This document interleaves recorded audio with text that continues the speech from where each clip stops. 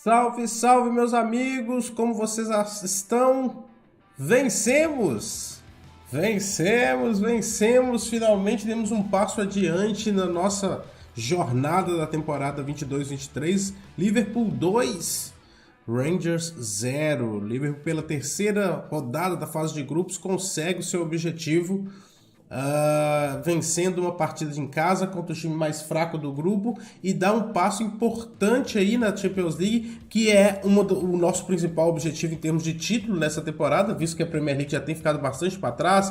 Tudo é possível? Claro que tudo é possível, mas a gente sabe como é que funciona normalmente e por isso a gente já está bem mais focado na Champions League do que na Premier League. O Liverpool enfrentou o Rangers em casa com mudanças de postura, com mudança de formação, com mudança de peças, tudo isso aconteceu, até mesmo a torcida teve envolvimento maior numa chamada ali da COP, não do Klopp, fazendo ali um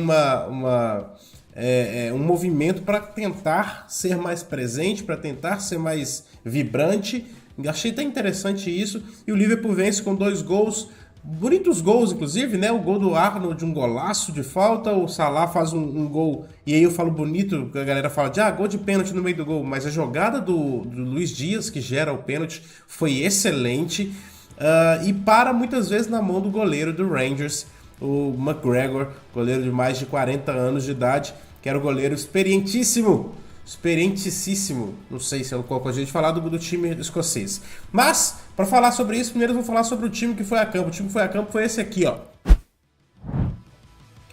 Alisson no gol, Arnold, Matip, Van Dijk e Tsimikas. No meio, Thiago Alcântara e Henderson. Tivemos a mudança que propomos ali no pré-jogo, né? A gente vai falar mais sobre isso e por que eu acho que isso não é uma tendência daqui pra frente. No ataque, Luiz Dias, Jota jogando ali na posição que seria logicamente do Firmino.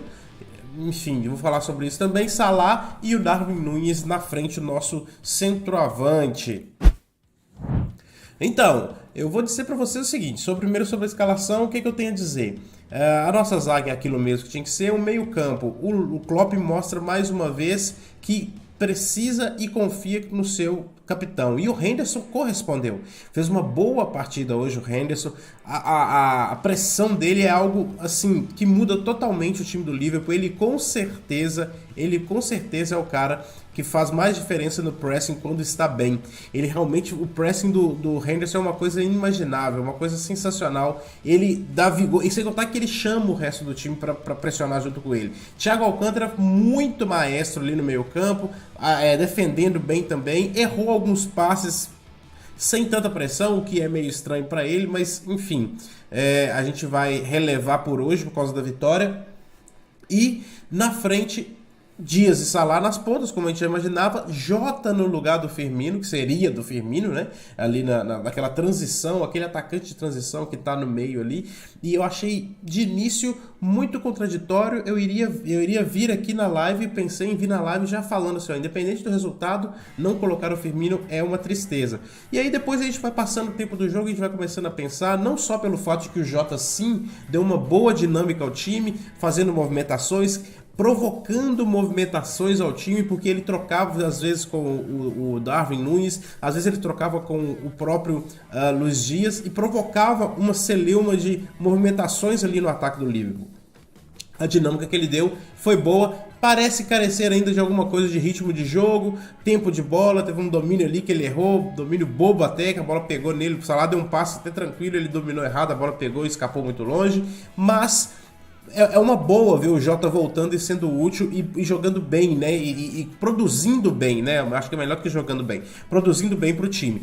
Ainda preferiria ver mais o Firmino, que entrou no decorrer do jogo, mas eu preferiria mais ver o Firmino nesse jogo, jogando dessa forma. Mas eu vou dizer por que eu acho que isso não aconteceu. E na frente nós tivemos, antes de eu falar por que isso não aconteceu, eu vou falar do Darwin Núñez. Darwin Núñez na frente, com boas movimentações, ocupando espaços, atacando espaços vazios, provocando a saída da zona de conforto da defesa do Rangers. Então o Darwin Núñez fez muita coisa no jogo de hoje, muita coisa mesmo. Claro que tem muito espaço para melhora, Claro que tem muito espaço para evolução, falar de Darwin e evolução é sempre engraçado, mas é bom ver as pessoas, o Darwin tendo minutos, e é isso que a gente sempre fala aqui. Ele precisa de minutos para cada vez mais essas movimentações ficarem mais tranquilas, essas movimentações se tornarem mais naturais e ele começar a pegar um ritmo de jogo com o time. Agora, com relação ao esquema, por que eu vou falar com vocês que esse esquema eu acho que não é uma tendência daqui pra frente? Isso é um problema, ao meu ver, porque o Klopp deixou claro que ele só foi com esse esquema porque ele sabia que o Rangers ia com uma linha de 5 na defesa e por isso ele precisava de mais gente no ataque para pressionar. Eu acho isso, apesar, não sei se pode ser uma desculpa, talvez pode ser, mas eu queria que o Liverpool começasse a pensar um pouco mais nesse esquema de jogo. Talvez a gente poderia ter uma boa impressão sobre isso nos jogos que vem pela frente da Premier League, que certamente serão os mais desafiadores possíveis. Será que a gente vai com 2 meio-campistas só contra Arsenal e Manchester City? Eu não acho. Acho que o Klopp volta com seus 3 volantes, né, com seus 3 meio-campistas, vamos dizer assim, e a gente volta a ter ou um Fabinho sobrecarregado, ou mesmo, a não ser que o Henderson faça uma boa cobertura ali pelo lado direito também. Fora isso, falando do jogo em si, gostei de um Liverpool no começo muito envolvente, muito movimentado ali no ataque, como eu disse. Darwin Núñez atacando espaço, como eu já falei, mas eu gostei também de um Arnold que ia à linha de fundo, de um Arnold que fazia movimentações e ultrapassagens ali com o Salah. Da mesma forma, o Luiz Dias e Tsimikas do outro lado. Tsimikas bem participativo, nem sempre assertivo, mas bem participativo. E Thiago e Henderson comandando mais atrás. Matip fazendo a questão das criações de jogada do mesmo jeito. Van Dijk mais sumido, mais tímido, mas ali também de como precisava. Depois que o Liverpool faz os gols dele, né, o golaço de falta do Arnold, como eu disse, e o Salah já no segundo tempo de escanteio, o Liverpool parecia que estava querendo muito ampliar essa como é que eu posso dizer? Esse placar e mostrar que estava bem, mostrar que estava se recuperando. Acontece que parte também do Liverpool não conseguir fazer mais gols vem de um nervosismo. O goleiro pegou pra caramba? Claro que o goleiro pegou pra caramba. Mas será mesmo que o goleiro pegou, o tanto que o goleiro pegou é suficiente para falar que o Liverpool não conseguiria fazer gols? Não sei, acho que o Liverpool poderia ter tomado algumas decisões melhores em determinados momentos e fazer mais gols, mas o importante é dar aquele passo adiante, que é o que eu acho que foi justamente feito. Sobre as substituições do Klopp, colocou o Firmino para jogar, colocou o Fabinho no meio campo, em determinado momento ficou Fabinho e Thiago Alcântara, gostei da ideia. Depois o Milner entra no lugar do Thiago Alcântara e aqui a gente tem que falar sobre uma coisa. O Klopp não levou o Arthur nem para o banco. Isso é muito preocupante. Hoje era o jogo contra o time mais fraco do grupo. Esse time que talvez, tenho quase certeza que não conseguiria suportar a Premier League. Provavelmente cairia para a Championship, o Rangers, caso estivesse jogando na Inglaterra. Aí eu pergunto para você, será que um time com potencial de ser um time da Championship, nem esse time é possível para que o Arthur entre no final do jogo, quando o jogo já está 2-0? Ah, mas por que não entrou? Hoje ele nem estava no banco. Então não tem nem como falar sobre hoje. Porque quem entrou foi o Milner. E nesse momento poderia ser perfeitamente ser o Arthur. Porque o Milner entra no lugar do Thiago Alcântara. Então ficaria Arthur e Fabinho. Fabinho podendo dar uma segurança mais defensiva e deixando o Arthur com menos responsabilidades totais de ser o principal defensor. E podendo fazer aquele papel do Thiago ali, de pensante, de maestro, do cara do regista, né, como dizem muito aqui na Itália, por exemplo.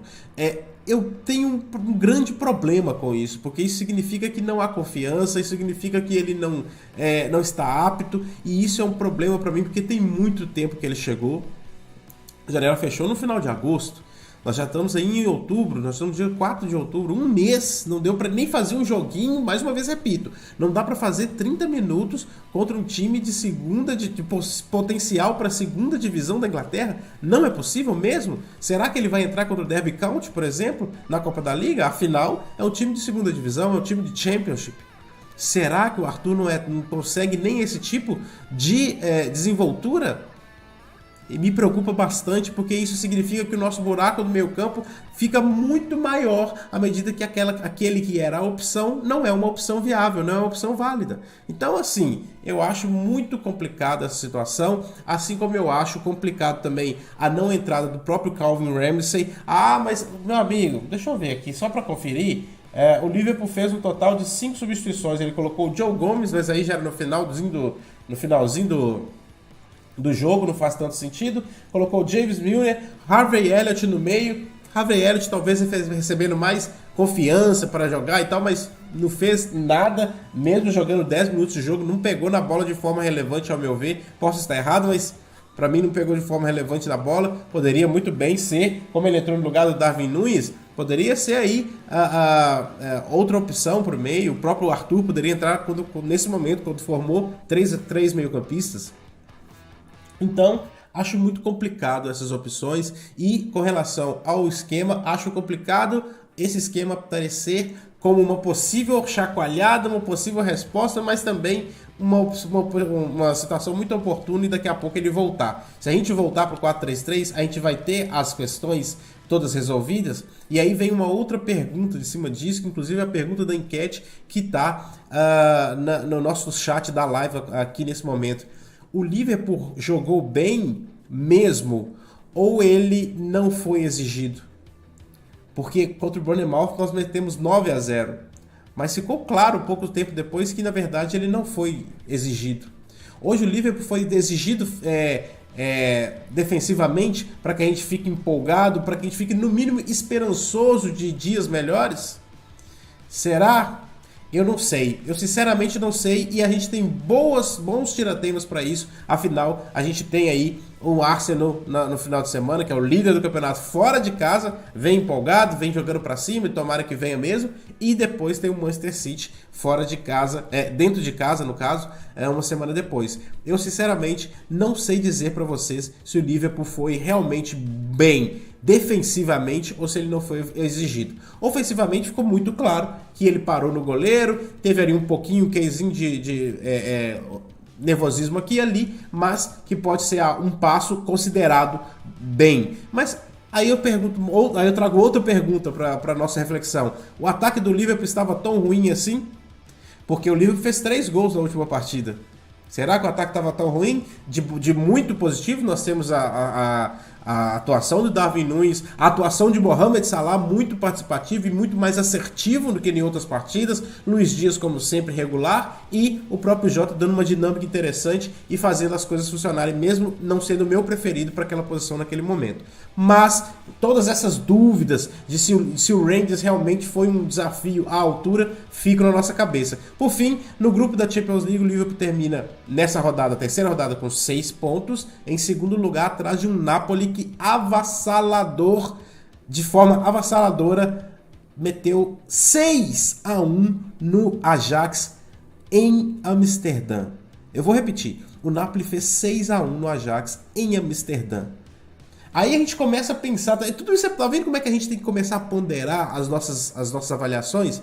Tá ok, o Liverpool tava mal, mas tomar 4 gols pro Napoli, pegando esse contexto de um Napoli que faz 6 no Ajax, será que é um fundo do poço? Talvez um fundo do poço, porque a gente sabe que a gente joga mais do que aquilo. Mas o Napoli é time sim. Não é como se a gente tivesse pego um time ruim e tivesse goleado a gente porque a gente estava muito ruim. A gente estava ruim. A gente sabe como nossa atuação foi péssima. Mas o time do outro lado estava absurdamente bem e tá em primeiro e provavelmente vai classificar em primeiro. O que já acende aí uma luz amarela e um sinal de que as oitavas de final, caso a gente chegue lá, vão ser pesadas. Bem pesadas. Afinal, se a gente vencer o Napoli em casa, a gente vai ter que tirar muito saldo pra gente ficar em primeiro lugar. E isso se a gente não tropeçar até lá contra o Rangers ou o próprio Ajax fora de casa nas duas próximas rodadas. Isso são cenas do próximo capítulo. A gente vai ficando por aqui e eu vou pra live agora comentar com a galera tudo que aconteceu nesse jogo e falar e aumentar até a minha análise também, observar o que eles falam e aprender com eles. Eu quero te convidar, se você não fez ainda, por favor, deixa o like do vídeo, tá? Por favor, deixa o like aqui em cima e assina o canal. Se você não assinou ainda, deixa aqui embaixo seu comentário para me falar o que você achou disso tudo que eu falei, do jogo e etc e tal. Tá certo? Se você puder, na próxima vez, vem pra live aqui, é sempre muito legal, a gente gosta pra caramba. Sem contar que na live você tem a chance de participar do nosso grupo do WhatsApp, que somente na live a gente tá abrindo a oportunidade com o link lá do WhatsApp. Tá certo? Um grande abraço, afinal aqui você não caminha sozinho.